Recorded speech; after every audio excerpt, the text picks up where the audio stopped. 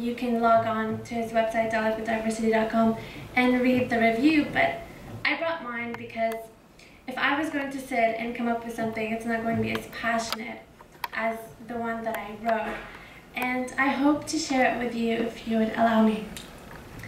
So, I wrote, this is my second book review, and to my anticipated luck, it is Qais Ghanem's second novel as well. Two Boys from Aden College represents passionately the elegance of a heroic author who increases his page count in order to honor the decent, delicate, and dedicated Muslim woman, as his first page of dedication demonstrates. Certainly, this fiction salutes the dignity of women and recognizes their equal value within Western and Eastern borders. Nothing less would do for Dr. Ghanem.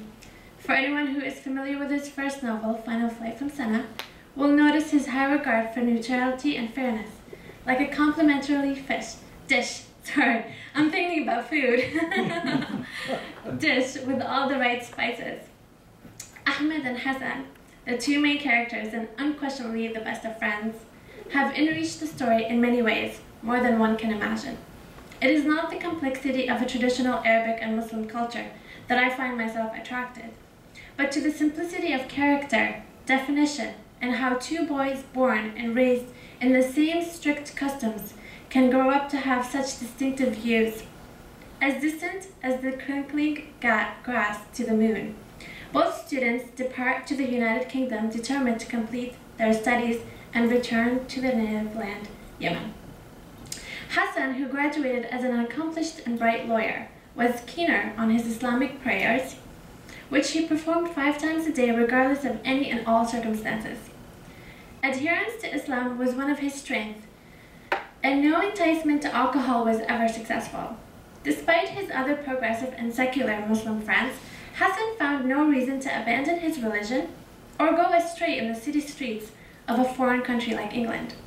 However, he did somehow find a way to justify his keen relationships with women, numerous women. Ahmed, a passionate medical doctor, indulged in alcohol and did not perform his prayers or fast during the holy month of Ramadan, yet he was a noble and honest man who maintained his commitment to one relationship. To most in Yemen, he was the outsider. Like all cross-cultural experiences, the cultural shock of a westernized society quickly turns two young, suppressed, and naive boys into grown men as they face challenges that deeply perplex their values and Islamic beliefs. These challenges were due to numerous restrictions embedded into strict Arabic and Muslim heritage that provoked rebellious behavior by both students. Facing no more constraints in a new and open society where alcohol and sexuality were welcomed and embraced, Ahmed and Hassan found themselves swimming in a sea of honey. Far from potential shame and dishonor, as they experienced British society separately, both friends matured in different directions and at different speeds and away from each other. Interestingly, the story unfolds when the two boys return to Yemen after several years of westernized views and behaviors mixed in with hard work and success. It is this event in the book that author Qais Ghanem beautifully portrays the contradictions of Islam that an entire society, much like Hassan's, uses in order to justify wrong and unethical behavior. The comparison and contrast between the two characters is, to my surprise, the most honest definition of a defective Islamic society.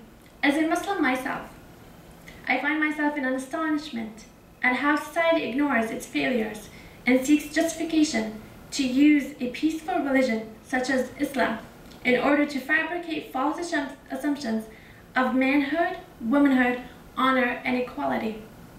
Much like Two Boys from Aden College, society does not disgrace Hassan for his immoral behavior of degrading women and using them as sex slaves in order to please his egoistic brainwashed dead cells. You can tell I was furious by this point. Which only an ignorant man can maintain with such diligence. Instead, it commends him for his bogus religious beliefs, which he displays to the outside world.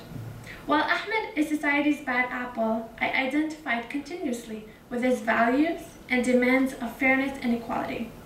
Ahmed was indeed the rare one who truly understood the true significance of Islam. I do hope that this book goes far, challenging politics and religion, and I do pray that injustice to women, as Qais Ghanem states in his dedication, can be limited in marginalizing these poor victims of circumstances in many geographical locations. I salute Dr. Qais Ghanem, yet again, for his equal and fair outlook depicted in this novel that is nothing short of the unfortunate truth about a male-dominated culture. I also anticipate Final Fight from Senna and Two Boys from Aden College to be translated into Arabic. It is equally important that the dialogue begins within the origin of the problem. Thank you.